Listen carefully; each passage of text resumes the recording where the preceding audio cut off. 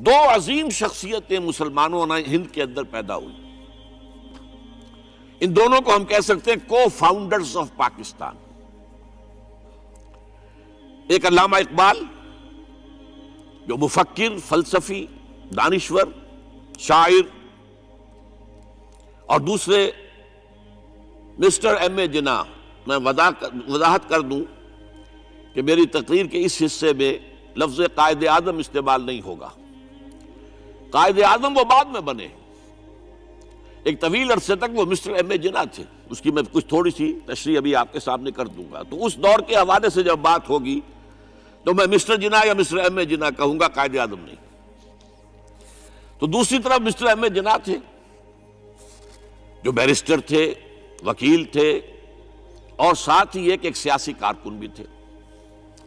ان کی شخصیتوں کے بعض پہلو جو ہے بہت دلچسپ ہے، بہت مختصر میں ان کا اشارہ کر رہا ہوں. دونوں بہت ہی یوں سمجھیے کہ قریبی ہم عصر. علامہ اقبال جو ہے مسٹر جناح سے صرف 10.5 مہینے چھوٹے تھے. جناح صاحب کی پیدائش ہو رہی ہے 25 دسمبر 1876 کو، اور علامہ اقبال کی 9 نومبر 1877 کو. 10.5 مہینے کا فرق ہے. مقام جو ہے پیدائش کا اقبال کا تو طے ہے سیالکوٹ، اس میں کوئی اختلاف نہیں. جناح صاحب کے مقام پیدائش کے بارے میں اگرچہ عام طور پر کہا جاتا ہے کراچی، لیکن حیدرآباد سندھ میں یونیورسٹی کے ساتھ ملحق ہے انسٹیٹیوٹ آف سندھولوجی. وہاں کے محققین کا فیصلہ ہے اور تحقیق کے بعد کہ وہ جھرک ایک مقام ہے ٹھٹھا کے قریب، وہاں پیدائش ہوئی تھی. بہرحال اس مسئلے کو چھوڑ دیجئے، کوئی دلچسپی اس کی کوئی اہمیت نہیں ہے. ایک البتہ بات ذرا دلچسپی کی بھی ہے. علامہ اقبال کے بارے میں معلوم ہے ان کا پس منظر خاندانی جو تھا وہ کشمیری پنڈت، کوئی اختلاف نہیں. ایم اے جناح کے پس منظر کے بارے میں اختلاف. عام طور پر مشہور ہے کہ وہ اسماعیلی کھوجے تھے، لیکن مجھے ایک عجیب اقتباس ملا ہے. یہ 1964 میں آپ بیتی نمبر شائع کیا تھا ماہنامہ نقوش نے 1200 صفحے کا. اس میں تمام مشاہیر کی زندگی کے حالات ان کے اپنے تحریر سے یا اپنے قول کے حوالے سے بڑی خوبصورتی سے جمع کیے گئے. اس میں مسٹر جناح کا قول یہ ہے کہ میں اصل میں منٹگومری کے علاقے کے راجپوت ایک خاندان کی نسل سے ہوں. اس میں ان کا قول سنا دیتا ہوں، میرے پاس اس کی یہ فوٹو سٹیٹ موجود ہے. میں پنجابی راجپوت ہوں، کئی پشتیں گزری، میرے ایک جد کاٹھیا واڑ چلے گئے تھے، وہاں انہوں نے ایک خواجہ لڑکی سے شادی کر لی تھی اور انہی کے خاندان میں مل گئے تھے. اس وقت سے ہم لوگ کھوجوں میں شمار ہونے لگے. میرے وہ جد جو کاٹھیا واڑ چلے گئے تھے ضلع منٹگومری کے رہنے والے تھے. اب اس کا حوالہ کیا ہے؟ یہ بات قائد اعظم کے منہ سے اس وقت نکلی جب نواب صاحب باغپت نے کہا کہ آپ کا خاندان تو تجارت پیشہ ہے، پھر آپ میں یہ گھن گرج کہاں سے آئی؟ تو اس کے جواب میں قائد اعظم نے فرمایا کہ میں اصل میں اسماعیلی کھوجا نہیں ہوں، بلکہ میری رگوں میں جو خون ہے وہ راجپوت کا ہے. اور اس کے راوی ہے صغیر احمد عباسی، پرائیویٹ سیکریٹری نواب صاحب چھتاری. بہرحال یہ ایک دلچسپی کی بات تھی اور کوئی اہمیت اس کی خاص نہیں ہے. البتہ ایک اور بات جس کی اہمیت ہے، علامہ اقبال کے خاندانی اثرات میں مذہبی روح، مذہبی جذبہ جو ہے وہ بڑا گہرا تھا. ان کے والد شیخ نور محمد صوفی مزاج بزرگ تھے. نماز روزے کی پابندی والی معاملہ تو تھا ہی 100%، لیکن ان کا مزاج صوفیانہ تھا. والدہ بہت نیک. پھر ان کی ابتدائی تعلیم جو ہے جس ماحول میں ہوئی ہے، علامہ میر کاشمیری بہت بڑے عالم، بہت بڑے جو ہے مدرس، ان کا فیض حاصل ہوا ہے. تو یہ اقبال کی تربیت کے اندر، ابتدائی تربیت کے اندر مذہب کا حصہ کافی تھا. ایسی کوئی چیز محمد علی جناح کے معاملے میں ہمارے علم میں نہیں ہے. جناح پونجا ان کے والد تھے اور ایک عام درجے کے کاروباری تھے، چمڑے کا کاروبار کرتے تھے. لیکن اس میں شک نہیں کہ ذہانت، فطانت، محنت، مشقت میں محمد علی جناح بہت آگے تھا، بہت آگے تھا۔ اس نے 16 سال کی عمر میں میٹرک تو کیا، لیکن پھر ذرا غور کیجئے 20 سال کی عمر میں انگلستان سے بیرسٹری کر کے واپس آ گیا، 20 سال کی عمر میں، اور آتے ہی پریکٹس شروع کی کراچی میں۔ کراچی میں پریکٹس نہیں چل سکی، جمی نہیں، تو پھر چلے گئے بمبئی، اور بمبئی میں ان کی پریکٹس جو ہے وہ جم گئی۔ اب یہاں سے معاملہ جو آگے کا ہے وہ بہت اہم ہے۔ محمد علی جناح کا مزاج بنیادی طور پر سیکولر اور نیشنلسٹ تھا۔ چنانچہ 1906 میں جب مسلم لیگ قائم ہوئی ہے، وہ مسلم لیگ میں شامل نہیں ہوئے۔ ان کا کہنا یہ تھا کہ اس کا نصب العین بلند نہیں ہے، اس کا مقصد اعلیٰ نہیں ہے۔ یہ کیا؟ یہ صرف اپنی جداگانہ نمائندگی کے حصول پر اور انگریز کو اپنی وفاداری کا یقین دلانا، یہ کوئی اونچا نصب العین تو نہیں ہے۔ اس کی بجائے وہ کانگریس میں تھے، اور دادا بھائی نورو جی جو صدر تھا کانگریس کا، اس کے سیکریٹری تھے۔ اس کے بعد بھی 7 برس تک وہ مسلم لیگ میں شامل نہیں ہوئے۔ 1913 میں جب مسلم لیگ نے بھی خود اختیاری کے حصول کو اپنا نصب العین بنا دیا، تب مسلم لیگ میں شامل ہوئے، اور وہ بھی مولانا محمد علی جوہر کے بہت اصرار پر۔ اس کے بعد بھی 1920 تک انہوں نے ڈوول ممبرشپ برقرار رکھی، کانگریس کے بھی مسلم لیگ کے بھی، اور اس پورے عرصے میں ان کا سارا رول یہ تھا کسی طرح ہندوؤں اور مسلمانوں کے درمیان مصالحت ہو جائے، کسی طرح کوئی فارمولہ طے ہو جائے جو ایگریڈ اپون ہو، جس سے مسلمانوں کی تشویش بھی ختم ہو، انہیں بھی کچھ اطمینان ملے کہ ہمارا مستقبل جو ہے وہ بہت خطرے میں نہیں ہے، ہمیں کوئی اطمینان حاصل ہو جائے۔ اس کے لیے کوئی فارمولہ بنے، کسی طریقے کی محنت کی جائے، اس کے لیے جو سر توڑ کوشش انہوں نے کی ہے۔ اور جان لیجئے کہ ان کے ذہن کے اندر، جیسا کہ میں نے کہا ہے، وہ انداز جو ہے وہ سیکولر اور نیشنلزم کا بہت گہرا تھا۔ ان کو ان کی خدمات کے طفیل میں کہا گیا ایمبیسڈر ہندو مسلم اتحاد کا سفیر، اور یہ کہنے والا کون؟ گوکھلے۔ لیکن یہ کہ انہیں قدم قدم پر مایوسی کا سامنا کرنا پڑا۔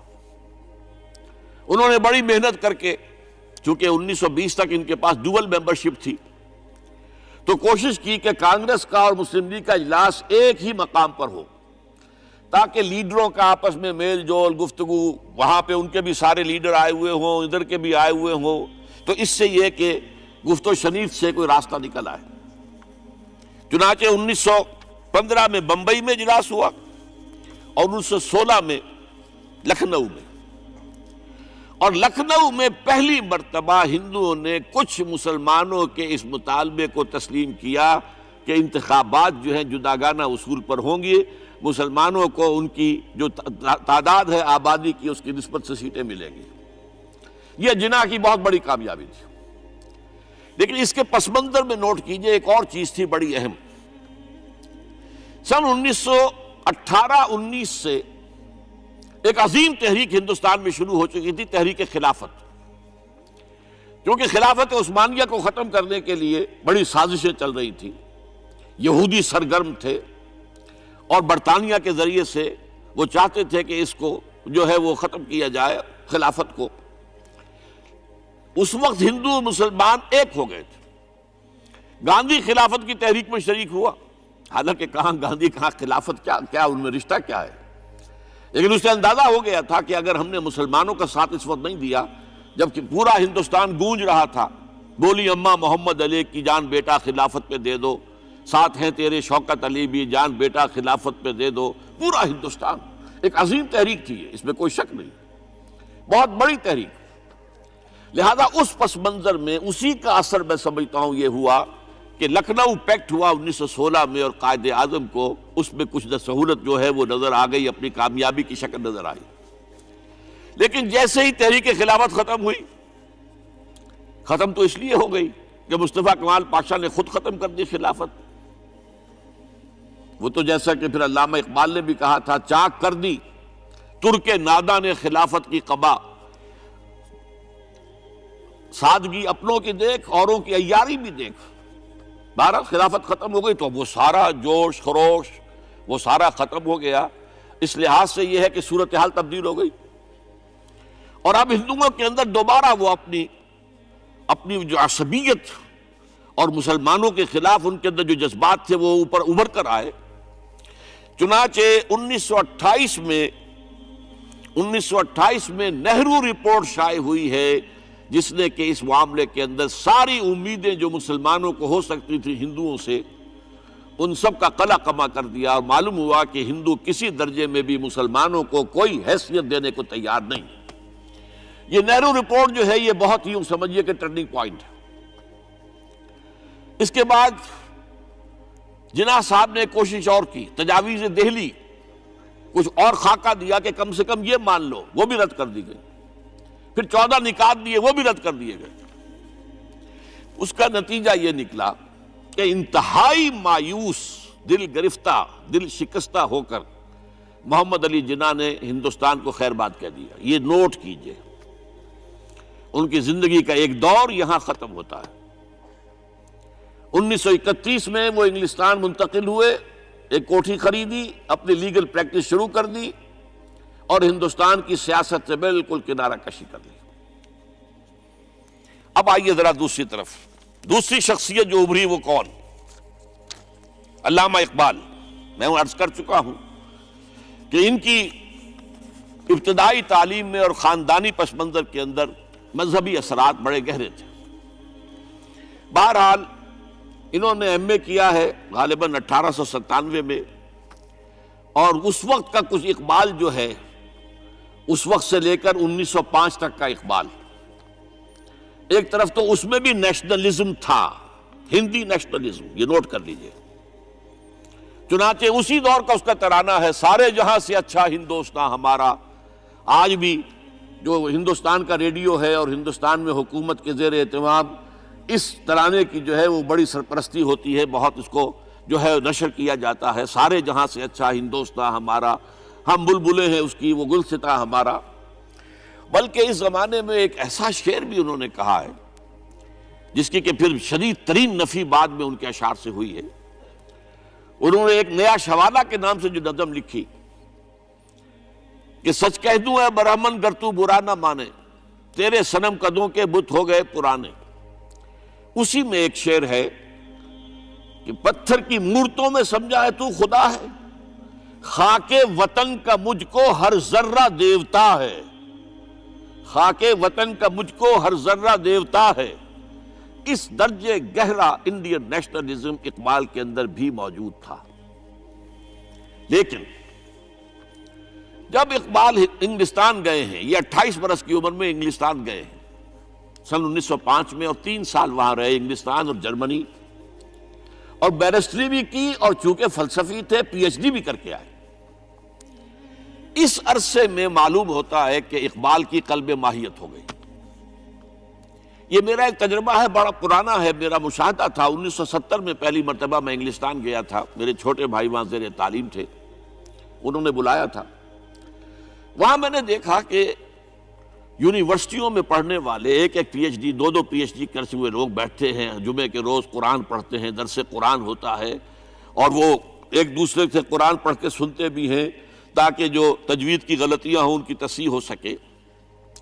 اور میں نے سوچا کہ پاکستان میں اس سطح کے لوگ جو ہیں کبھی اس قسم کی مصروفیت میں مبتلا مجھے تو نظر نہیں آئے۔ تو اس کا مجھے ایک اصل میں تجزیہ میرا یہ تھا کہ جن لوگوں کی بنیادی تربیت میں اور خاندانی اثرات میں مذہب کا ایلیمنٹ موجود ہوتا ہے، چاہے وہ ہندوستان میں رہتے ہوئے وہ زیادہ ظاہر نہ ہو، نمایاں نہ ہو، اس کے آثار سامنے نہ آئے، لیکن جب وہ ایک مخالف ماحول میں پہنچتے ہیں، اس مخالف ماحول میں ان کے اندر کا وہ چنگاری ان کی جو ہے وہ شعلہ بن کر بھڑکتی ہے۔ چنانچہ یہ معاملہ میں نے پھر بعد میں امریکہ میں بھی دیکھا، ہر جگہ دیکھا ہے کہ وہاں 2 نتیجے ہوتے ہیں، یا تو یہ کہ ایک آدمی ڈاؤن دی ڈرین گیا تو وہاں کی تہذیب میں رنگا گیا شراب اور یہ اور وہ اور رقص اور سب یہ ساری چیزیں آ گئی، اور یا پھر جو بچ گیا جس کے اندر دین کا کوئی حمیت کا شائبہ تھا وہ پھر بھڑکتا ہے، پھر وہ ایکٹیوسٹ ہوتے ہیں، وہ کام کرتے ہیں۔ لہذا یہ معاملہ جو ہے علامہ اقبال کے ساتھ پیش آیا، اور خود انہوں نے کہا بھی ہے مسلمان کو مسلمان کر دیا طوفان مغرب نے۔ وہاں سے جب یہ واپس آئے ہیں تو اب نوٹ کیجئے 1908 سے 1930 تک یہ جو 22 برس ہیں، علامہ اقبال نے کیا کیا نوٹ کیجئے، وہ آپ جانتے بھی ہیں، میں صرف گنوا رہا ہوں۔ اسلام کے نظام فکر اور فلسفہ اور حکمت کو بیان کیا، اپنی شاعری کے ذریعے سے بھی، اپنی نثر کے ذریعے سے بھی۔ قرآن کی ایک نہایت جدید اور بہت عمدہ تفسیر، اگرچہ تفسیر کے نام سے آپ کو کہیں تفسیر اقبال نہیں ملے گی، لیکن کلام اقبال خود تفسیر ہے، خود دعویٰ کرتا ہے کہ میرے پیغام میں سوائے قرآن کے اور کچھ نہیں ہے۔ گر دلم آئی نئے بے جوہر است، ورب حرفم غیر قرآن مزمرست، پردہ ناموس فکرم چاک کن، ای خیابہ راز خارم پاک کن۔ یہ مناجات بحضور سرور کائنات صلی اللہ علیہ وسلم، وہ کہتے ہیں کہ اے اللہ کے نبی، اللہ کے رسول، اگر میرے پیغام میں کہیں قرآن کے سوا کوئی شے شامل ہو گئی ہے میری شاعری میں، تو آپ میرے فکر کا پردہ چاک کر دیجیے۔ روز محشر خار و رسوا کن مرا، اور قیامت کے دن مجھے ذلیل اور خار کیجیے گا، اور بے نصیب از بوسہ پاکن مرا، اور مجھے اپنی قدم بوسی سے محروم کر دیجیے گا۔ یہ بات کہہ رہا ہے، اس کا دعویٰ ہے، اس نے جو کچھ کہا قرآن سے کہا ہے۔ اس کی شاعری جو ہے میرے نزدیک، اور میں نے تو اپنی جو سورسز گنوائی ہیں کہ میں نے جو قرآن مجید کا فکر یا سوچ جو بھی آپ اسے کہیں، جو تھوڑا بہت مجھے میسر ہوا ہے، ان میں نے 8 اشخاص کو نمایاں طور پر بیان کیا ہے۔ 4 یہ ہیں دو کے جوڑے، 2 ابوین ہیں، ابو الکلام ابو العلا مودودی، ابو الکلام آزاد۔ 2 دکترین ہیں، ڈاکٹر اقبال، ڈاکٹر رفیع الدین۔ 2 شیخین ہیں، شیخ الہند مولانا محمود حسن، جن کا ترجمہ ہے قرآن مجید کا، اور اس پر حواشی ہے شیخ الاسلام شبیر احمد عثمانی کی۔ 2 ہی عین مولانا فراہی اور مولانا اصلاحی، جنہوں نے قرآن مجید کے مضامین کے اندر جو اندرونی نظم ہے اسے واضح کیا۔ علامہ اقبال میری ایک بہت بڑی سورس ہے، بلکہ سب سے زیادہ گہرا اثر مجھ پر جو ہے بچپن سے جو ہوا ہے وہ تو علامہ اقبال کا ہے۔ 5ویں جماعت کا طالب علم تھا جب ان کا یہ شعر میرے ذہن میں کہیں چپک کر رہ گیا ہے، جواب شکوہ کا، وہ زمانے میں معزز تھے مسلمان ہو کر، اور تم خار ہوئے تارک قرآن ہو کر۔ پھر علامہ اقبال نے مغربی فکر پر شدید تنقید کی، بہت بڑا ناقد، اور خاص طور پر مغربی تہذیب جو ہے اس کی نفی کی۔ یہ سارا کام کیا، اور اس سب سے بڑھ کر وہ تجدید ملت اسلامی کا علمبردار بن کر سامنے آیا۔ اس نے خوشخبری دی کہ دنیا میں اسلام کے غلبے کا دور آنے والا ہے۔ ملت اسلامیہ جو اس وقت دبی ہوئی ہے، پسی ہوئی ہے، پوری دنیا میں پامال ہے۔ آپ کو معلوم ہے کہ پہلی جنگ عظیم کے بعد کیا صورت ہو گئی تھی؟ سلطنت عثمانیہ کے جب دھجیاں بکھیر دی گئیں، اور کولونیل امپیریلزم جو ہے پورے عالم اسلام پر حکمران تھا، پورا عالم اسلام جو ہے محکوم، اگرچہ یہ دبے ہوئے ہیں، پسے ہوئے ہیں، گرے ہوئے، لیکن ان کا دوبارہ غلبہ ہوگا، یہ ابھریں گے، ملت اسلامیہ کی تجدید ہوگی، اسلام کی نشأت ثانیہ ہوگی، اسلام کے روشن مستقبل کے مبشر بن کر علامہ اقبال سامنے آئے۔ اور ایک اور جو بہت بڑا کام کیا وہ وہی وطنی قومیت کی شدید نفی، بلکہ شدید کا لفظ بھی کافی نہیں ہے، شدید ترین نفی کی ہے، اس لیے کہ اس وقت وطنی قومیت جو ہے اس وقت مسلمانوں کو اپنے اندر انگلف کرنے کے لیے پوری قوت کے ساتھ زور لگا رہی تھی۔